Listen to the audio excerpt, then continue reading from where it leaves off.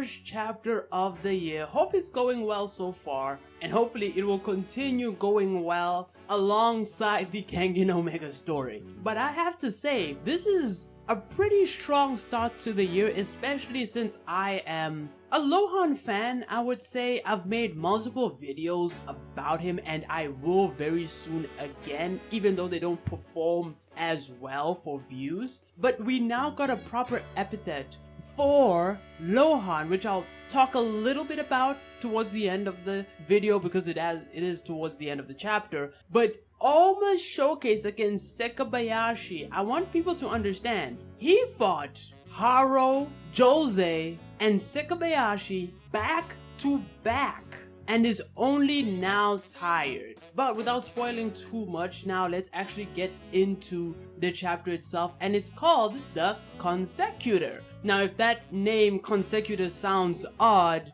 that's because it's not really an English word. But the chapter starts off with, of course, where we picked off in the last chapter. Sekibeyashi is in the ring, it's time. And we cut a little bit or briefly towards the side where Karugo is asking Jose what his experience was fighting against Ohma. And Jose's response is like, hey look, I felt no feedback when he was attacking Ohma. Now this is going to be very important, especially with what Jose says later on in the chapter. Like, this is very big. But yeah, he describes it as he seems like he was hitting paper. But Seki starts off with an attack that is more or less a sneak attack. He raises his arm up, acting like he's waving his hand or stretching his hand, only to deliver an elbow to Ohma's chest. And the exact same thing that happened to Jose and Haro happens here. The puff effect. And after that, because I did make a mistake, it was actually a chop that he delivered to Ohma instead,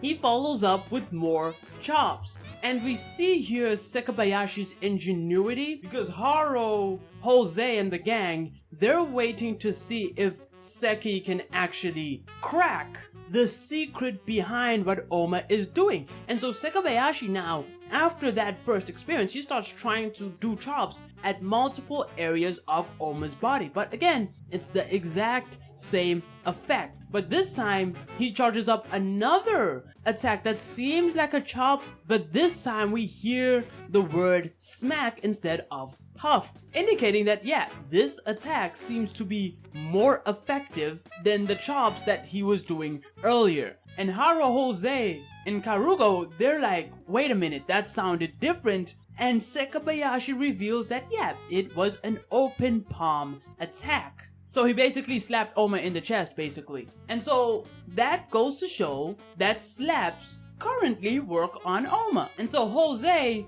after getting this revelation, he sort of comes to the following conclusion. The reason the smack or the slap worked on Ohma is because there's a greater area of contact. And so, if Ohma is dispersing the impact, because the area of effect is wider because of the slap, Ohma has a harder time dispersing the impact. But while he's, coming to that conclusion, he is also impressed at Sekibayashi's ingenuity. But it doesn't stop there, because he tackles Ohma this time. But unlike when Haro did it, he's more effective. And it's for the exact same reason. Whereas Haro tried to use his hands only to push Ohma, Seki is using more of a shoulder tackle, or a head first ram is what he calls it. But because he's using that move, there's a greater surface area. Again, Sekibeyashi is working with the methodology that he has now discovered. He basically knows, oh yeah,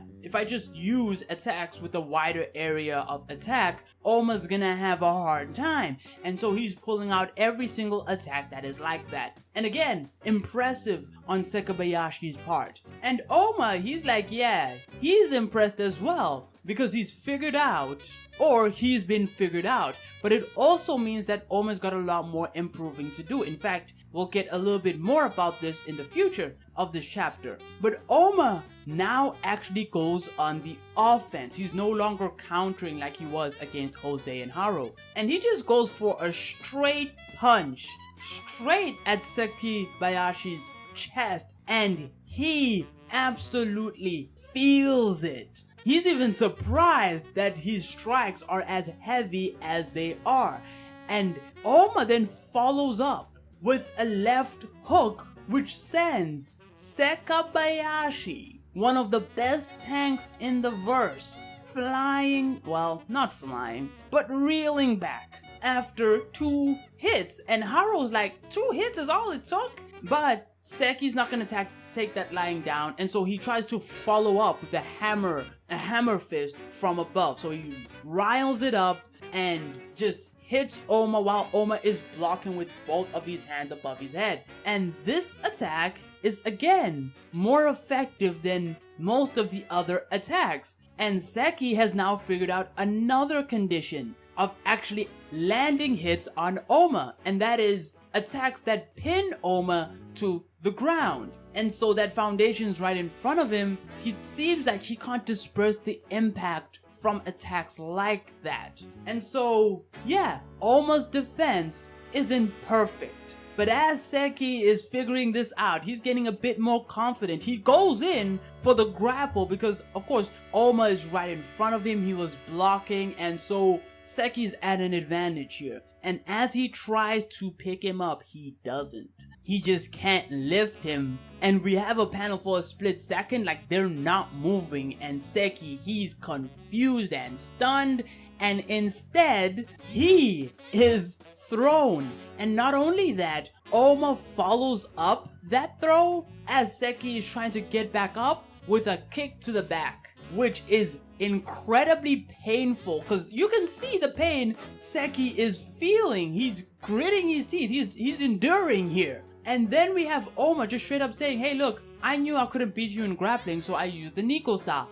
And so this is technically the first time Ohma has used the Nico style after fighting Haru, after fighting Jose, and after fighting Sekibeyashi for a little bit. So he has been holding back a lot in this sparring match is what I'm going to call it. And Sekibeyashi, he's like, man, I felt like when he was trying to pick him up, of course, that his strength was being drained from like every direction. We see this, and it's actually something similar to what Ryan did with William. Same methodology. And Jose, he tells Haru like, okay, now it's time to pick up whatever is happening here because, yeah, this is insane what we're seeing. And Jose, he's straight up calling Ohma a monster. But he's also impressed again at Sekibeyashi because this is what he says. Both him and Sekibeyashi are equal in raw power. And so what is giving Seki the edge here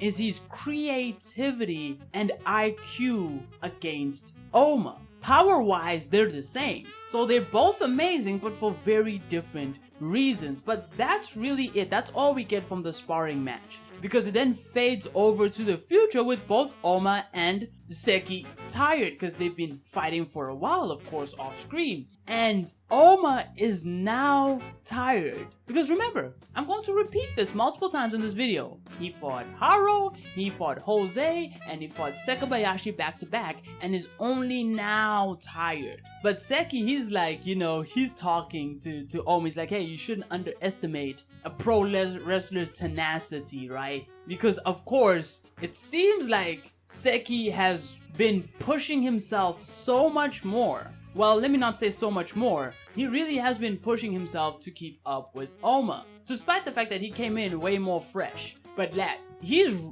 lying down on the floor and my man blames his age, which by the way is a fair thing to blame. He's like 40 at this point, so stamina wise probably not doing so great, right? But still, this is Sekibeyashi we're talking about here. The fact that Ohma is managing to gas him out is insane. And Seki, after sparring with Ohma for so long, Seki just gets up and he's like, man, is he that powerful? Because he knows like your upcoming opponent, like you're trying to fight someone, right? You've been progressing way too rapidly. And he says that he's not even close to where he needs to be. So there's more to principles. There's so much more you can do with it. And Ohma isn't really quite there yet. That's crazy because right now he has limitations. That brings up the question of whether or not Wulong might have those limitations as well.